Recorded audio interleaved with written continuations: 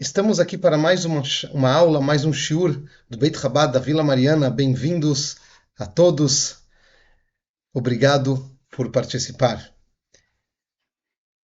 Estamos no mês de Adar 2. Hoje à noite é dia 5 de Adar 2 e estamos nos aproximando da festa de Purim. Muito importante que todos se lembrem de se preparar para a festa de Purim da maneira necessária. Lembrando que em Purim temos 4 mitzvot especiais. A mitzvah de escutar a Megillah, escutamos 2 vezes na noite de Purim e no dia de Purim. A segunda mitzvah é a mitzvah de Mishloach Manot. Mandamos, ou damos, ou enviamos 2 tipos de comida para um amigo. Homens enviam para homens, mulheres para mulheres. Por exemplo, uma pessoa coloca um pacote, uma maçã e um refrigerante kasher, e assim a pessoa já cumpriu com a mitzvah. Óbvio que aqueles que quiserem fazer isso de uma maneira ainda mais bela, colocam vários tipos de comida kasher, etc, etc, e dão para várias pessoas, a mitzvah é ainda mais bonita, mais embelezada, mas pelo menos para uma pessoa. Isso fazemos no dia de Purim. A leitura da Megillah, uma é à noite e uma é de dia. A entrega do Mishloach Manot deve ser feita de dia, assim também como as próximas 2 mitzvot devem ser feitas de dia. As 2 outras mitzvot do dia de Purim são dar presentes em dinheiro para pobres da comunidade. Nesse caso, um homem pode dar para uma mulher também, ou vice-versa. 2 pobres da comunidade, dá alguma quantia em dinheiro para essas pessoas que estão em necessidade. Caso a pessoa não possa, deve entregar para o seu rabino e ele com certeza vai ter para quem dirigir esse dinheiro. E a 4ª mitzvah do dia é a mitzvah de Mishteh, que é a seudá, o banquete especial que fazemos em Purim para festejar com grande alegria os milagres que Hashem fez e faz para nós. Também deve ser feito durante o dia. No caso do Mishteh, no caso da seudá, dessa refeição especial, ela pode ser feita já mais de tarde, no horário da tarde, e ela pode se estender até de noite após Purim. Muito bem. Qualquer pergunta, comentário, por favor, escrever toraprofunda@gmail.com. Vou compartilhar com vocês uma coisa interessante. Eu tentei fazer 2 gravações dessa aula e por alguma razão misteriosa elas não funcionaram. Eu vou explicar. Primeira vez me organizei, já fazem vários dias, para dar essa aula, preparei a aula, e na hora que eu ia começar a gravação, eu tive que levantar para mexer num ventilador. Quando eu volto, o computador está sem controle, o mouse não funciona. E até que eu descobri qual era o probleminha, que não era, na verdade, nada, era uma tecla que bloqueou o meu mouse, eu não tinha mais como dar naquele momento a aula. Depois tentei dar aula outra vez, no outro dia, numa outra noite, e gravei a aula inteira, e quando eu fui olhar, a aula estava absolutamente sem som. Então, provavelmente, essa aula tem algo de muito especial. A gente sabe que quando a gente quer fazer uma coisa boa e encontra empecilhos, a gente não deve dar um passo para trás e sim passar por cima do empecilho. Se o lado contrário não quis que essa aula fosse gravada e etc., é porque com certeza tem algo de muito, muito importante nela. E vamos lá. Estamos nas semanas que na leitura da Torá se fala do templo móvel do deserto do Mishkan. Parshat Trumá, depois Parshat Tetzaveh, depois Parshat Kitissá, fala um pouquinho do templo, é uma parashá que fica nessas 5 parshiot, nessas 5 porções. Parshat Kitissá, ela tem outros assuntos, vamos dizer, que são centrais, que, por exemplo, o pecado do bezerro de ouro, mas aparece também um pouco sobre o templo. Depois temos Parshat Vayakel e Pekudei essa semana, que também é uma retrospectiva sobre os assuntos do templo, são trazidos de uma maneira um pouco diferente. Não é esse o ponto que a gente vai falar agora. Em Parshat Kitissá, aquela intermediária, e assim também em trechos diversos na Torá, é trazido sobre o Kior.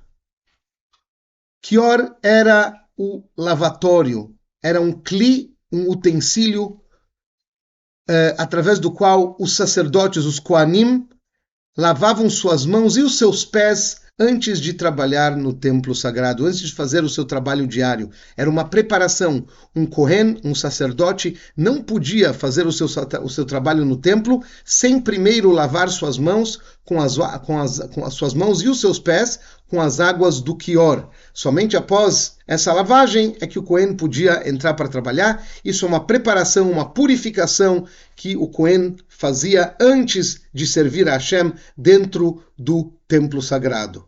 Vamos aqui ver uma figura do Kior para que vocês, para aqueles que não sabem, possam entender o significado, o que quer dizer esse Kior. Então aqui vocês têm uma figura, vamos fazê-la um pouquinho maior, espera aí. Vocês têm aqui uma figura de um Kohen lavando, indo em direção ao Kior para se lavar. O Kior, vocês podem ver aqui, era um utensílio no qual haviam várias torneirinhas e o Kohen, ele se lavava com a água do Kior. Vamos colocar uma outra figura que vai ilustrar de uma maneira um pouco diferente. Aqui temos outra figura. Vamos aumentar também para que vocês possam ver melhor. Aqui já podemos ver uma gravura de um Kohen lavando sua mão e seu pé. Eles faziam dessa maneira. Colocava-se a mão sobre o pé e assim lavavam a mão e o pé de maneira conjunta através da água do Kior para posteriormente poder trabalhar no templo. Vamos. Muito bem. Hoje em dia, nesse momento onde ainda não temos o templo sagrado, que seja já reconstruído através de Mashiach, o terceiro templo, enquanto a gente ainda está no exílio e não temos o serviço do templo sagrado, o serviço de lavar a mão no Kior, os pés do Kior, dos Koanim, dos sacerdotes, mas existe algo que fazemos mesmo durante o exílio. Consta na Halachá, consta no Código de Leis Judaicos que nós devemos nos lavar pela manhã antes de começar o nosso serviço divino. Assim como os Koanim se lavavam antes do serviço no templo, assim também nós nos lavamos antes de servir a Hashem no nosso dia a dia. Sabemos que quando acordamos pela manhã, falamos o Modeh Ani e em seguida, antes de fazer qualquer coisa, já temos preparado do lado da nossa cama uma bacia com um cli, com um recipiente de água e lavamos as mãos 6 vezes intercaladamente. Isso daqui é o começo do nosso dia, assim a gente se prepara, tira a impureza que pode dizer gruda, que fica conectada à pessoa durante a noite e através dessa lavagem especial das mãos pela manhã, retiramos essa impureza e podemos começar nosso dia servindo a Hashem de uma maneira muito mais elevada, muito mais pura. Também consta nos livros sagrados que devemos lavar as mãos, os pés e também o rosto. Assim também é a linguagem do Maimônides, do Rambam, que nos diz que no começo do nosso serviço diário devemos lavar as mãos, os pés e a nossa face. O Rebbe de Lubavitch traz esses fatos num dos seus discursos e traz uma pergunta, vamos dizer, óbvia, mas interessante. Se nós aprendemos o nosso serviço divino, se é o fato pelo qual a gente lava as nossas mãos, está ligado com o fato que os Koanim, os sacerdotes, lavavam suas mãos na época do templo, e assim também será, obviamente, no terceiro templo. Por que é que naquela época eles lavavam apenas as mãos e os pés, e hoje devemos lavar também nossa face? Por quê? Por que devemos fazer diferente? Afinal, É de lá que a gente aprende que devemos nos lavar antes do serviço divino? E o Rebbe explica algo muito interessante. Naquela época, as pessoas estavam num nível espiritual muito alto, época do templo sagrado, havia uma revelação divina muito maior no mundo, e as pessoas estavam num nível mais alto. Então, a cabeça das pessoas, os, um, os sentidos das pessoas, a visão, a audição, a fala, estavam conectadas a coisas puras e positivas. A pessoa pensava com seu intelecto coisas elevadas, coisas de Torá, coisas de mitzvot, preceitos da Torá, coisas ligadas à pureza e santidade, e, ao mesmo tempo, todos, obviamente, precisavam trazer sustento para suas casas, deviam trabalhar. Explica o Rebbe o seguinte: as mãos e os pés estão ligados à ação, ao ato da pessoa. E isso é uma coisa que todo mundo usa para fazer o seu trabalho. Pelo menos grande parte das pessoas, podemos dizer. A pessoa trabalha com as mãos, a pessoa trabalha com os pés, a pessoa vai para todos os lugares através dos pés e age através das mãos. Isto quer dizer o seguinte: na época do templo, quando todos estavam no nível espiritual mais alto, a cabeça de cada um estava conectada com coisas positivas, com coisas elevadas, com coisas de pureza. Então não era necessário que a pessoa se desviasse daquilo que ele está pensando durante o dia todo para servir a Hashem. Afinal, o dia todo a pessoa servia a Hashem pensando em coisas boas, vendo coisas boas, falando coisas boas, ouvindo coisas boas, coisas positivas, coisas puras. A pessoa simplesmente já estava com a sua cabeça, com o seu rosto preparado para servir a Hashem. Agora, no momento que a pessoa é obrigada a trabalhar com suas mãos e com seus pés, mesmo que a pessoa está com a cabeça num nível mais alto, mas as mãos e os pés estão ligados a assuntos físicos, assuntos materiais, trabalhos manuais, ir de um lugar para o outro. Por isso, antes do serviço do templo, automaticamente, já que espiritualmente a coisa é assim, então automaticamente no âmbito físico isso também acontecia. Os Kohanim precisavam lavar suas mãos e os seus pés, isto é, os órgãos que estão ligados à ação, antes de entrar e servir a Hashem, entrar eles já entraram, o Kior ficava dentro do templo, mas antes de começar o seu trabalho dentro do templo. Hoje em dia, que a gente já não está mais no nível espiritual que eles estavam naquela época, a coisa é diferente. A nossa cabeça, a nossa audição, nossa visão, nossa fala, está envolvida em coisas materiais, querendo ou não querendo. A maioria de todos nós tem muitos assuntos na nossa cabeça que não estão ligados a coisas elevadas ou completamente puras. A nossa audição também não, nossa fala, óbvio, cada um de nós tem que se esforçar para fazer o máximo de estar conectado apenas com coisas puras e elevadas, mas no nosso dia a dia não é uma coisa tão simples, não é uma coisa que a gente faz assim como na época do templo sagrado. E as mãos, obviamente, continuamos usando para coisas físicas. Quando vamos servir a Hashem, devemos nos desligar dessas coisas mundanas, dessas coisas em níveis mais baixos, para poder servir a Hashem da maneira correta. Sendo assim, no âmbito espiritual, no âmbito físico a coisa é igual. Além de lavar as mãos e os pés, que estão ligadas de qualquer maneira à ação, a gente deve lavar também o nosso rosto. Nós, que durante o nosso dia a dia, vê, escuta, pensa coisas que talvez não estão no nível mais sagrado, devemos também limpar nossa face, limpar nosso cérebro, limpar nossos olhos, nossa boca, nossos ouvidos, de tudo aquilo que penetra neles durante o dia, durante o nosso dia a dia. E assim a gente pode servir a Hashem de uma maneira melhor.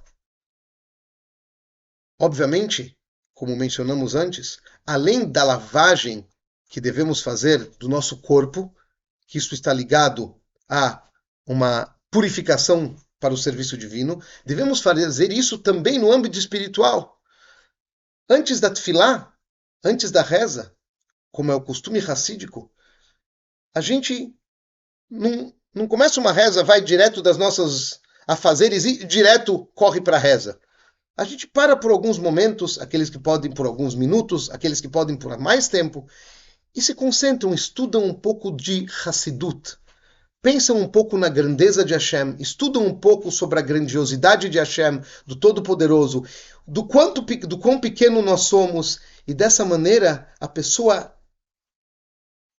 vem de encontro a tefilá, a sua reza, a seu serviço divino, de uma maneira diferente, de uma maneira já um pouco desligado, ou bastante desligado, das coisas que ele estava fazendo durante o seu dia, ou durante a noite, o que seja. É interessante também que o Quior era o utensílio do templo que mais brilhava. Apesar de haver outros utensílios feitos de ouro no templo, de outros materiais também, mas o que mais brilhava, o que brilhava realmente, era o Quior. O Quior era feito de cobre. Da onde veio esse cobre? Esse cobre, além de ter vindo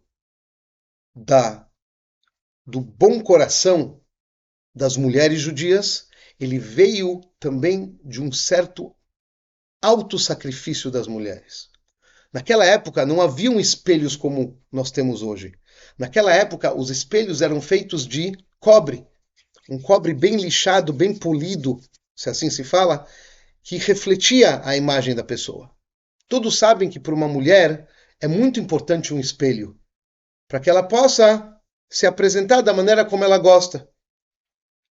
As mulheres, na hora que escutaram que Moshe estava pedindo doações para a construção do Mishkan, do santuário, da casa de Hashem nesse mundo, elas não pensaram duas vezes. Elas pegaram aquilo que para elas era muito precioso, os seus espelhos, e entregaram para a construção do templo. E através disso foi feito o Quior, o lavatório, de onde vinha a água, onde os Koanim se lavavam. Desse autossacrifício e dessa bondade, dessa vontade que veio dentro do coração, das profundezas do coração das mulheres, é que foi feito o Quior. E, interessantemente, sabemos, como consta no Ayom Yom, o livro do Rebbe, que o começo está ligado ao fim e o fim ao começo. O Quior é o último utensílio que é trazido na lista de utensílios na Torá. Temos Parshat Trumá, Tetzaveh e depois Kitissá. O último Kli, o último utensílio que é trazido na Torá, os seus detalhes, explicado os seus detalhes na Torá, é o Quior, o lavatório. E ele, sendo o último que foi trazido, o último que foi explicado na Torá, ele é o primeiro a ser usado. O final está conectado ao começo e o começo está conectado ao final. E, como mencionamos antes, ele veio através do autossacrifício das mulheres judias. Ele veio através de uma vontade muito grande que veio do coração delas de ajudar na construção do templo, de ajudar nos utensílios do Mishkan, do tabernáculo. E isso tem um valor inestimável. O Rebbe explica, através de uma história, que eu acho que a gente já contou, de Rebbe Gavriel Nossechen, eu não vou contar a história agora, que uma pessoa, quando faz, é uma história que conta um ato maravilhoso de uma mulher, da esposa de um Hassid, na época do primeiro Rebbe de Lubavitch, essa mulher, ela poliu as moedas que foram doadas para que o Alter Rebbe utilizasse para um fim muito, muito especial. Ela queria que as moedas estivessem brilhando. Explica o Rebbe, uma moeda que brilha ou deixa de brilhar, ela tem o mesmo valor. Tem o mesmo valor, uma moeda, pega uma moeda de R$1, limpe ela pode polir ela por horas, ela sai brilhando, ela tem o mesmo valor que um R$ 1 que não está tão limpo. É a mesma coisa, você vai na loja e vai comprar a mesma coisa. Não tem diferença. Só que existe o que está por trás disso. Uma moeda que foi polida para se dar para tzedakah, para se ajudar alguém, para que ela seja bela, ela tem um valor espiritual ainda maior. O que a gente aprende daqui? A gente aprende que podemos fazer uma mitzvah, um preceito divino, de duas maneiras diferentes, mesmo que ele saia da mesma maneira. Por exemplo, se a gente dá uma nota de R$ 20 para alguém que está necessitado, essa pessoa pode comprar pão, leite e outros alimentos para sua casa. Ótimo. Agora, uma pessoa que dá isso para o pobre, sem vontade, o pobre também é uma mitzvah.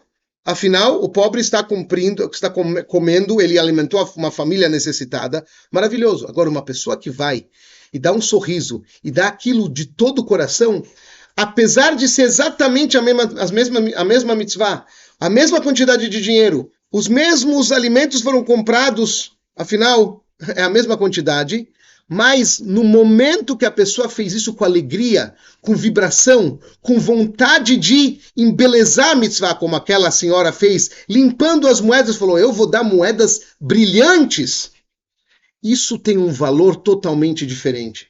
E assim, da mesma maneira como naquela história, eles receberam bênçãos gigantescas através daquele ato, então assim também uma pessoa que faz uma mitzvah de uma maneira brilhante, de uma maneira alegre, de uma maneira honrosa, de uma maneira especial, tem um valor ainda maior do que a mesma mitzvah, feita exatamente do mesmo jeito fisicamente, mas que não foi feita com esse recheio, com esse espírito, com essa vontade, com essa vibração.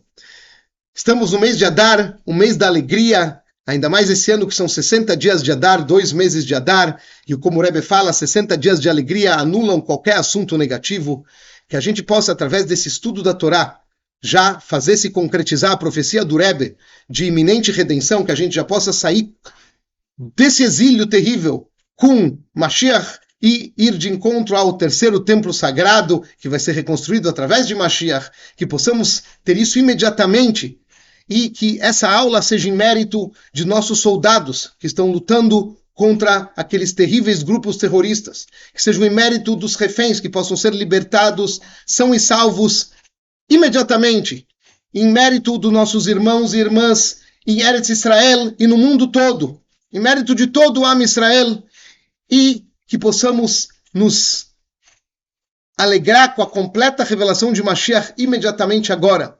Também gostaria que esse shiur, essa aula, seja em mérito de uma senhora que precisa de cura, senhora Chaya Bassia Bracha Bas Nehamadina, que tenha uma cura completa rapidamente, acima das expectativas, e que possamos imediatamente estar no templo sagrado, dançando e cantando, com muita alegria, com Mashiach. Tudo de bom para todos, e desde já, desejando um feliz Purim. Ainda falta uma semana e pouquinho, afinal, Purim hoje estamos, nem sei que dia é hoje, hoje, dia 14, quinta-feira, dia 14 de março, Purim na próxima semana, na verdade, no outro domingo, que será, fazendo as contas, não sei que data será em português, se hoje é dia 14, quer dizer que a próxima quinta vai ser dia 21, próxima sexta, 22, no Shabat, no sábado, vai ser dia 23 à noite, e dia 24 é a festa de Purim. Então, lembrem-se das mitzvot que mencionamos no começo da aula e que possamos já estar todos em Jerusalém. E interessante que em Jerusalém, Purim é festejado no dia seguinte.